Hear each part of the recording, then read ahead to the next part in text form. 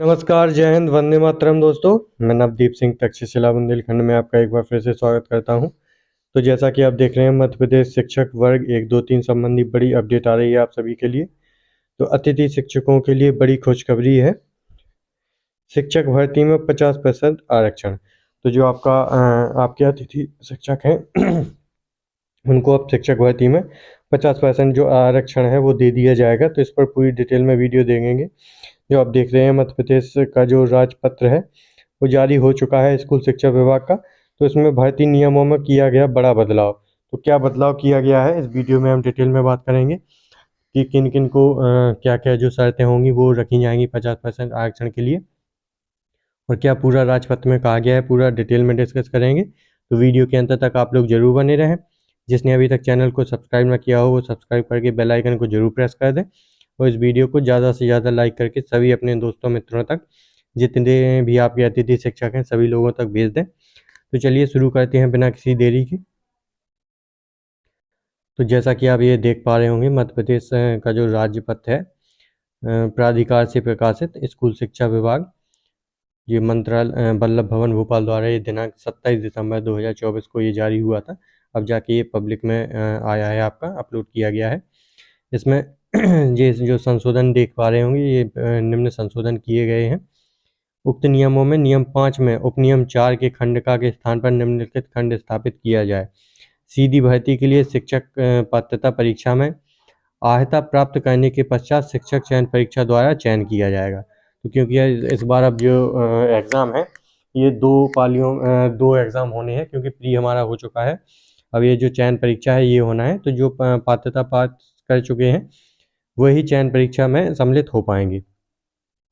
पूरे नियम देखेंगे अगले जो जो इम्पोर्टेंट होंगे, तो वीडियो के अंत तक आप लोग जरूर बने रहें। नियम 8 में 1 प्रारंभिक पैराग्राफ में शब्द शिक्षक पात्रता परीक्षा के स्थान पर शब्द शिक्षक पात्रता परीक्षा में आहता प्राप्त करने के पश्चात चयन परीक्षा में स्थापित किए गए, ये बाकी के और नियम है, पहले देख लेते हैं।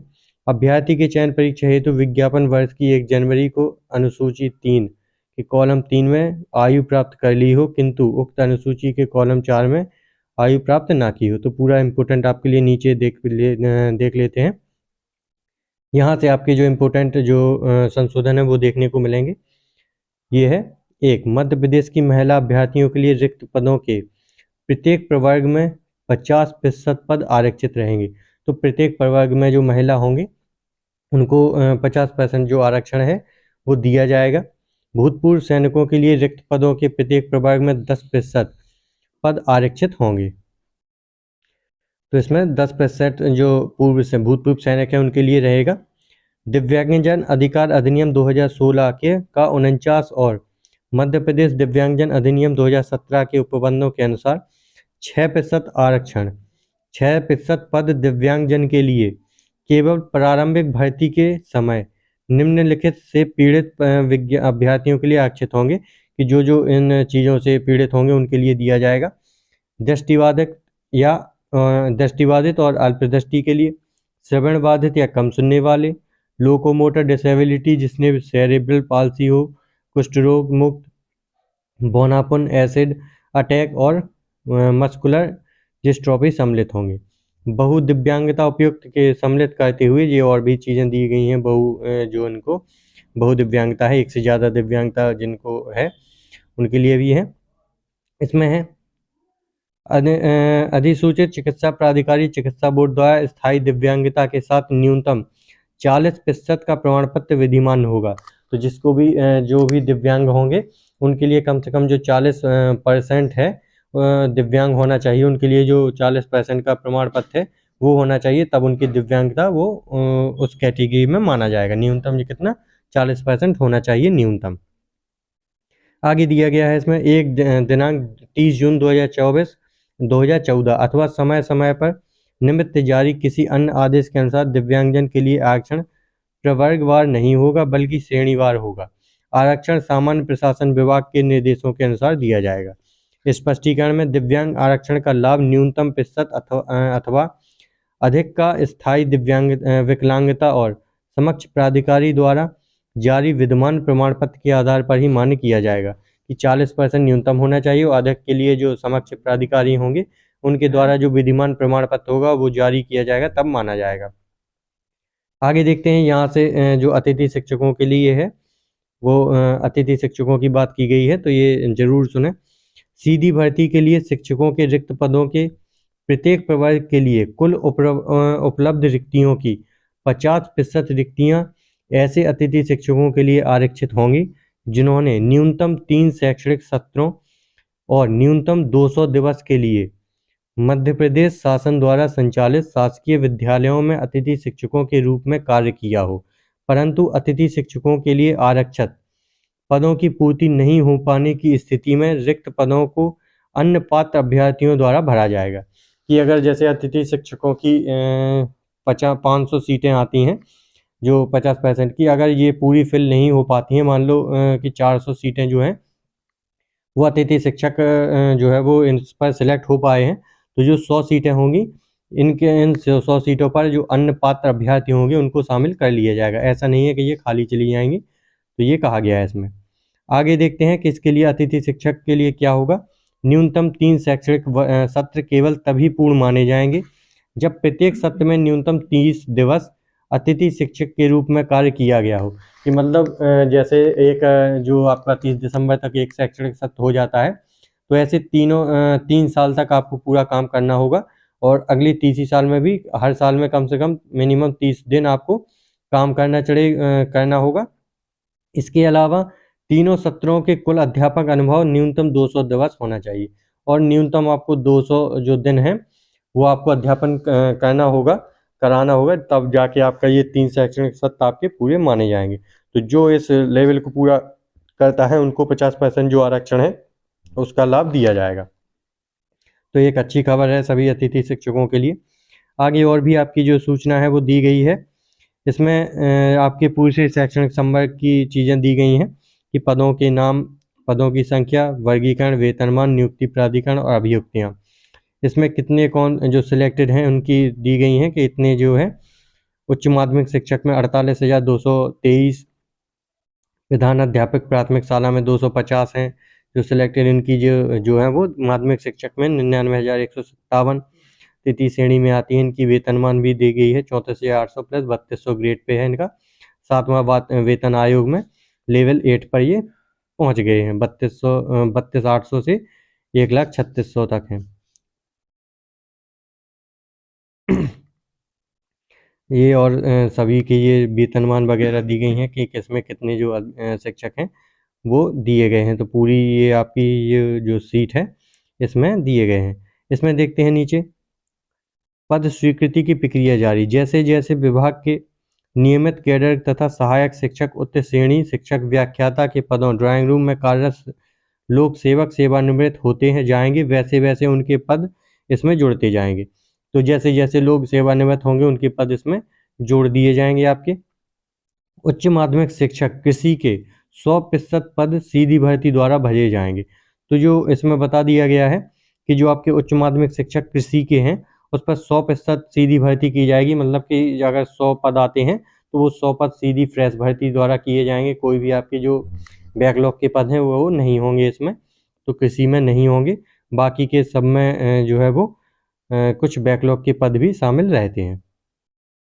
ये आपके लिए बहुत ही इम्पोर्टेंट है। इसमें आप देख सकते हैं अनुसूची 3 में इसमें पद का नाम है न्यूनतम सीमा आयु, अधिकतम सीमा आयु, शैक्षणिक अहर्ता और अभियुक्ति। तो ये इसमें बहुत से जो लोग हैं वो बाहर होते हैं बाद में। तो उच्च माध्यमिक शिक्षक के लिए ये दिया गया है। तो हम पहले माध्यमिक शिक्षक के लिए देख लेते हैं। तो जो न्यूनतम आयु है वो 21 वर्ष होनी चाहिए सामान्य प्रशासन विभाग के प्रचलित निर्देशानुसार। इसमें जो क्वालिफाई होंगे क्या क्या लगेगा, संबंधित विषय में स्नातक मतलब ग्रेजुएशन होने चाहिए, उपाधि तथा प्रारंभिक शिक्षा में 2 वर्ष का डिप्लोमा अथवा समकक्ष, मतलब आपके पास बीएड हो या फिर डीएलएड हो, कुछ भी हो, 2 वर्ष का होना चाहिए।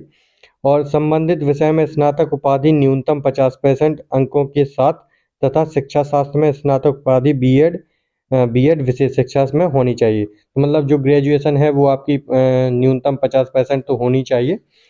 उसके लिए भी आपको अगर इससे कम होती है तो आपको बाहर कर दिया जाता है। फिर है संबंधित विषय में स्नातक उपाधि न्यूनतम 45 वर्ष अधिकतम अंकों के साथ एवं इस संबंध में समय समय पर जारी एनसीटी मान्यता मानदंड। तो ये देख लेते हैं ऊपर। तो इसके लिए और क्या चाहिए, निर्धारित प्रतिशत के साथ शिक्षक पात्रता परीक्षा उत्तीर्ण हो। शिक्षक पात्रता परीक्षा जो हो चुकी है उसमें उत्तीर्ण होना चाहिए। शिक्षक पात्रता परीक्षा उत्तीर्ण करने के पश्चात चयन परीक्षा के माध्यम से चयनित होना अनिवार्य होगा, कि आप जो चयन परीक्षा हो रही है इसमें भी आप चयनित हो जाएं।